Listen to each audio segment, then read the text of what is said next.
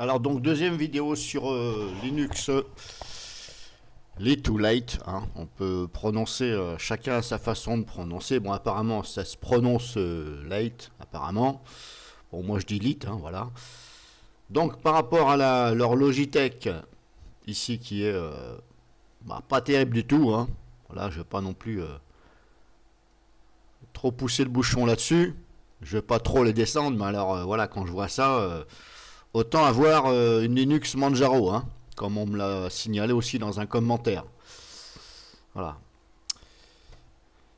Donc là, si par exemple vous ne voyez pas votre application que vous souhaitez installer ici dans la Logitech, parce que ça, ici, comme je vous l'ai montré, Lit Software, c'est apparemment l'interface graphique, la Logitech, de Linux Lit 4.6. Mais vous voyez, il n'y a pas grand chose dedans. Et en plus, c'est même pas classé par catégorie.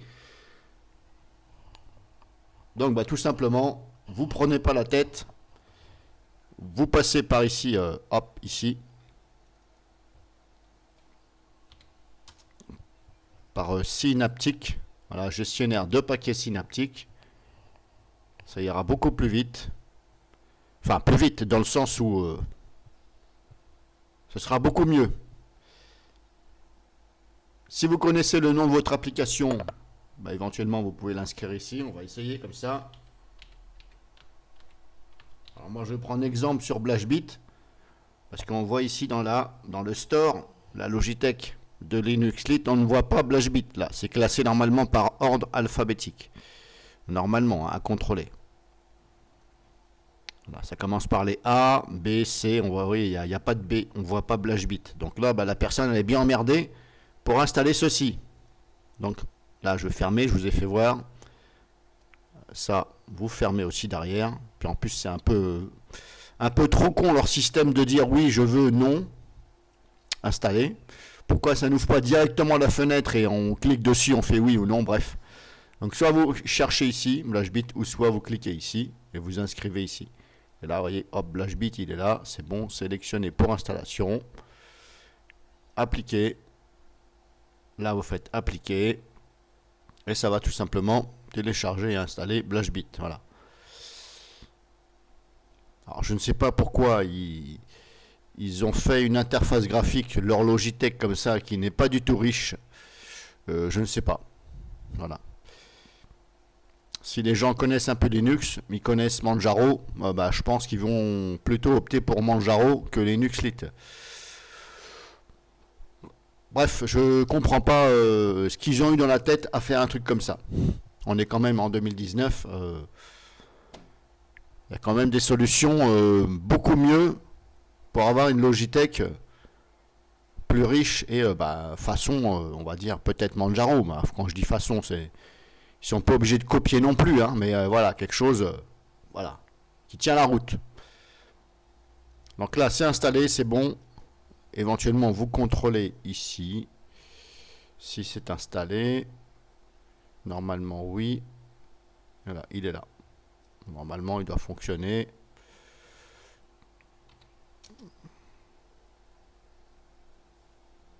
Voilà, ça fonctionne. Hop, ok. Quitter après, oui, c'est bon. Fermé. Voilà, BlashBit est installé. Vous faites ça pour les logiciels que vous voulez. Moi, j'ai installé par exemple VocoScreen. Vous voyez, VocoScreen, il n'est pas pareil. Là, ça demande un mot de passe qui n'est pas nécessaire. Ici, ça vous redemande de confirmer oui ou non. Voilà, grosso modo, voilà. Voilà, pour en toute honnêteté, c'est un désastre leur façon. Et là, ça vous redemande. 3 fois, on me demande pour aller voir l'interface de la Logitech. Voilà, là pareil, vous n'avez pas donc VocoScreen à l'intérieur. Le logiciel de capture d'écran. Quand il n'y est pas, voilà, je suis passé.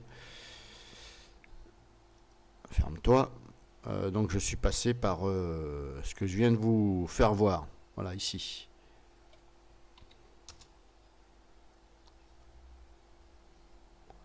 Et ça, c'est dans le menu démarrer, hein, ici. Là, j'ai créé un raccourci à partir du menu démarrer. C'est dans système, voilà. Oui, système, c'est là, ici. Clic droit, ajouter au bureau. Bon, après, vous n'êtes pas obligé, hein. de faire un raccourci sur le bureau. Disons que ça va beaucoup plus vite que à chaque fois de cliquer là, comme ça. Donc là, pareil, vous recherchez, par exemple,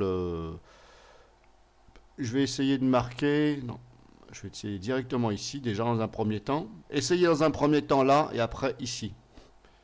Et là, je vais marquer donc Olive.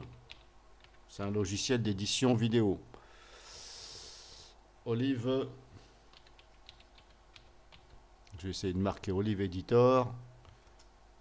Non, il ne me sort rien. Alors on va marquer Olive Vidéo. Rien non plus. Alors est-ce que je vais réussir à le trouver ici?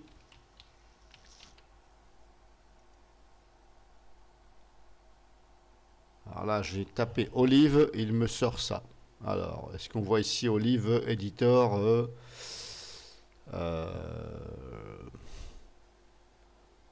vidéo editing, mais c'est pas ça. Alors, je vais recommencer. Olive.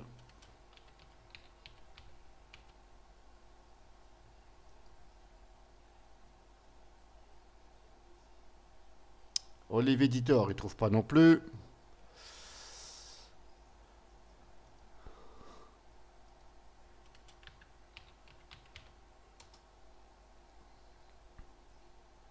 Alors, je peux pas vous garantir que ça va trouver tout. Hein. Là non plus, apparemment, il ne me trouve pas.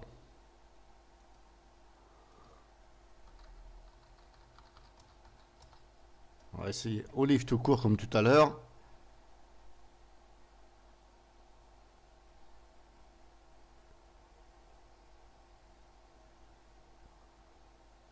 Alors, vous voyez, il y a marqué là, vidéo editing, mais est-ce que c'est vraiment celui-ci?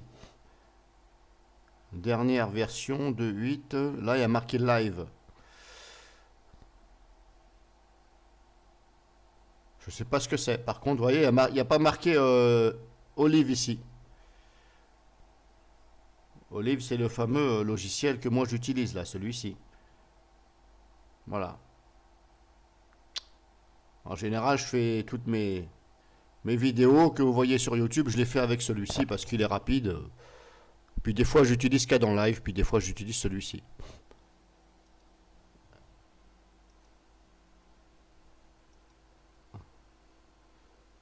C'est quelle version là?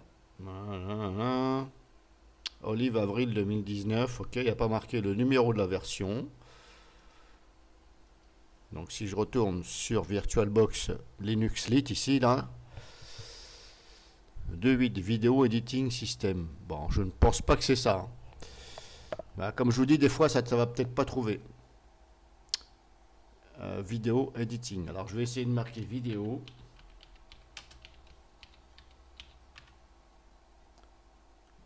Editing.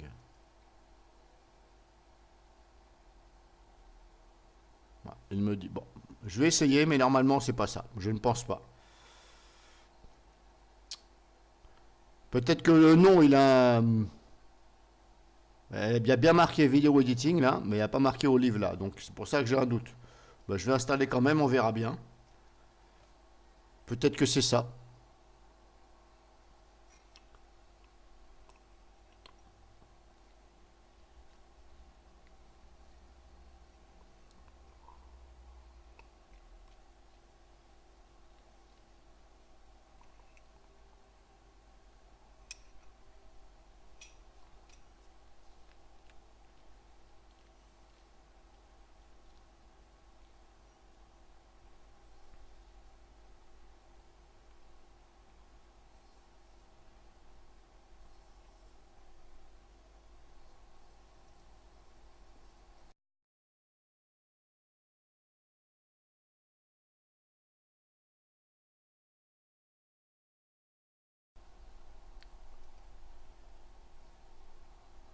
Donc apparemment c'est installé, c'est bon. Alors est-ce que c'est ça? Menu démarrer. Qu'est-ce que j'ai en multimédia? Non, ça m'a installé ça. Ah, c'est absolument pas ça du tout. Vidéo éditeur. Je sais pas ce que c'est, mais c'est pas ça. Je me disais aussi c'est un peu bizarre. Et je connaissais pas ça. Là, je suis en train de l'ouvrir pour voir ce que c'est comme logiciel. S'il veut bien s'ouvrir.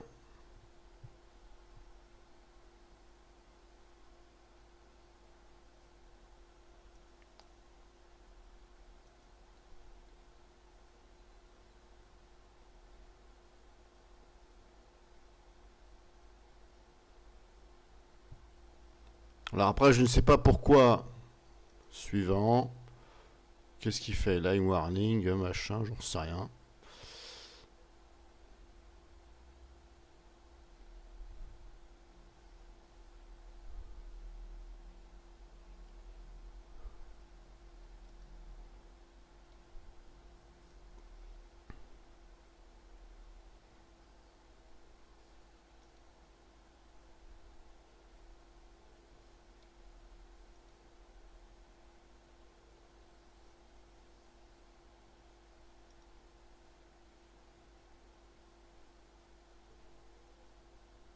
C'est peut-être un logiciel d'édition vidéo que je ne connais pas. Je sais pas. Peut-être que certains d'entre vous le connaissent. Moi, je. C'est quoi ce truc de ouf? Dernière image. Bon, bah apparemment, c'est voilà, on peut faire des vidéos. Bon, ça m'a pas l'air terrible. Donc voilà, bah c'était pas ça. C'est pas grave. Je vais le désinstaller. Suppression complète. Oui. Je vais le supprimer. Voilà, comme je dis, je ne peux pas vous garantir que ça va trouver tout. Hein. Parce que là, je vois pas comment je pourrais faire autrement pour trouver Olive Video Editor. Le nom est Olive, donc je ne vois pas pourquoi. En général, ça trouve. Mais là, vous voyez, ça n'a pas trouvé. Bon, ça m'a installé quoi? MPV Media Player. Pourquoi ça m'a installé ça? Donc là, pareil, je vais désinstaller. Bah, vous faites pareil pour désinstaller. Hein. Quand je dis installer, c'est désinstaller aussi. Là, il m'a installé MPV, Media, machin. Donc là, pareil, si je prends celui-ci, MPV.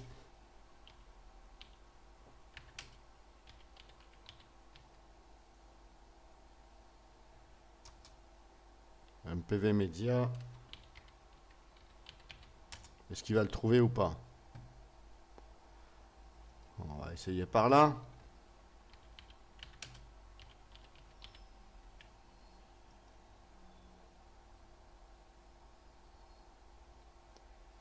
Donc, comment il s'appelle celui-là? MPV Media Player. Bon, je ne sais pas comment je pourrais l'appeler. Autre.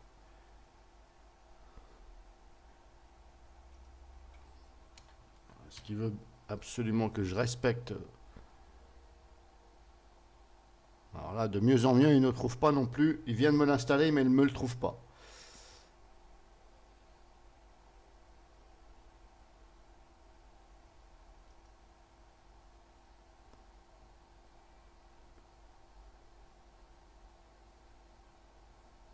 MPV. Bon, ça ne trouve pas.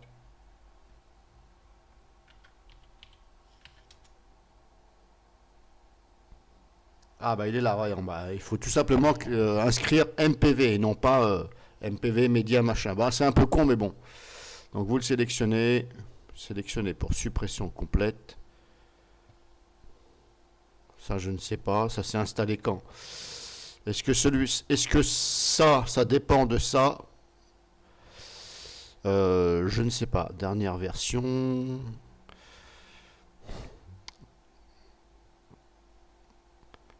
Bon, pour l'instant, je ne vais pas désinstaller ça. Vous voyez là, c'est dommage qu'on n'a pas la date d'installation. Vous voyez ce que je veux dire, la date, pour être sûr que ça a été installé aujourd'hui en même temps que ça. Donc pour l'instant, je vais me contenter de désinstaller ça.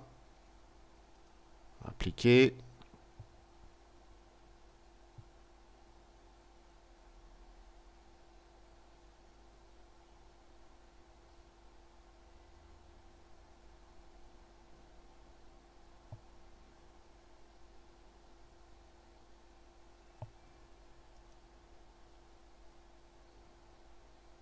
Voilà, il n'y est plus, c'est bon. Si quelquefois vous le voyez toujours ici le raccourci, mais vous êtes sûr que c'est désinstallé, c'est parce qu'il faut redémarrer votre PC. Et là, par exemple, si vous regardez ici Thunderbird, là, si vous ne voulez pas, ou si vous en voulez pas, vous êtes comme moi, vous ne vous servez pas de ça, bah pareil. Hein. Là, je vous fais voir, c'est pour installer et désinstaller aussi. Hein. Alors là, pareil, vous recherchez Thunder machin, là. Comment ça s'écrit déjà? Bref, voilà. Vous écrivez Thunderbird là, ici, et ça va trouver, vous cliquez dessus, vous désinstallez. Voilà. Là, je vous montre par ici.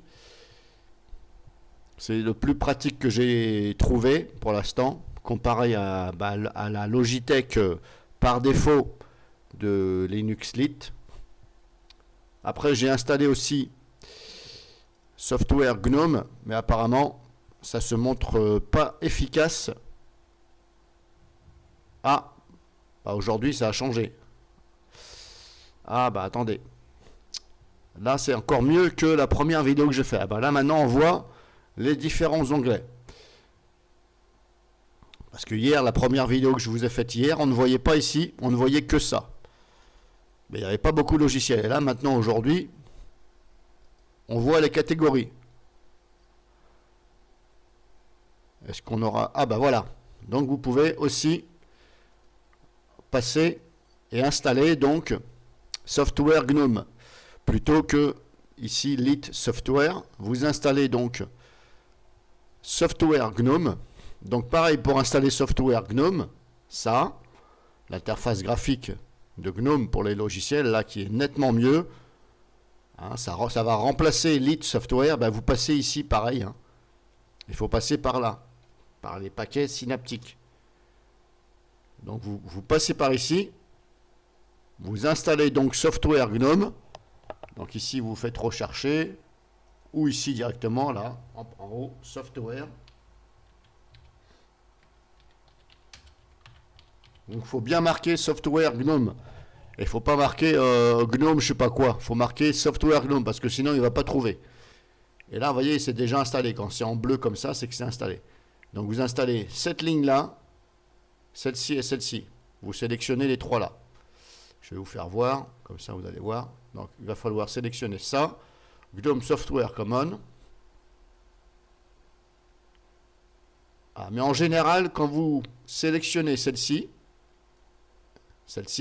ça va sélectionner automatiquement celle-ci et celle-ci. Il faudra donc bien vérifier qu'il y ait les trois. Normalement, quand vous allez cocher celle-ci, ça va pré-cocher aussi. Là, et vous allez vous retrouver avec trois comme ça, trois lignes. Et là, bah, vous installez, vous redémarrez le PC. Si vous n'avez pas de choses comme moi ici, auquel cas on voit bien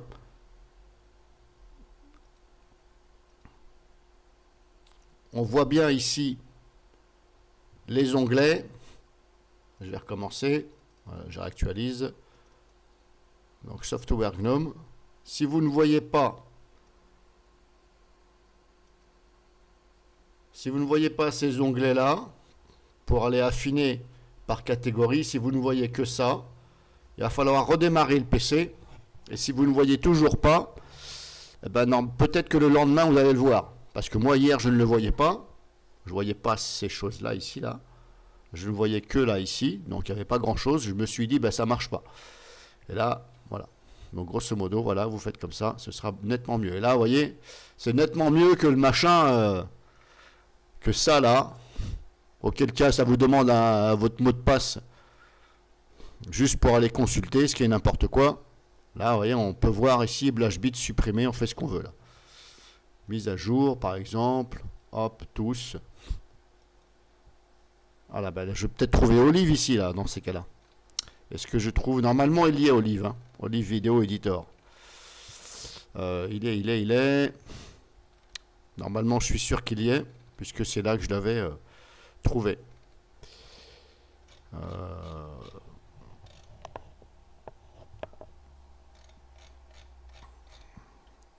Alors, pour rechercher, déjà, c'était où? On va retourner en arrière. Rechercher ici, là, ici, et ici, on va inscrire. Est-ce qu'il va me le trouver ou pas? Ah, il est là, voilà. Olive Vidéo Editor. Voilà, c'est bien celui-ci.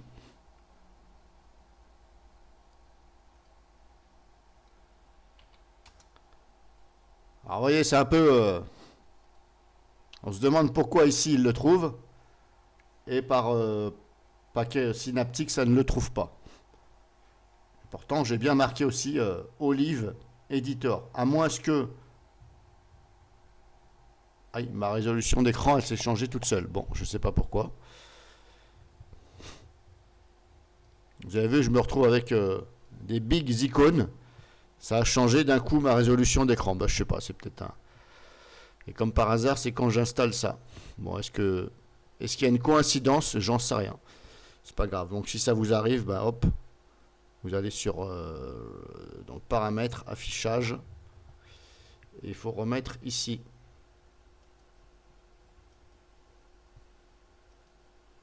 Ouais. C'est bizarre, ça m'a jamais fait ça, mais bref. Donc voilà comment installer. Donc voilà pour vous.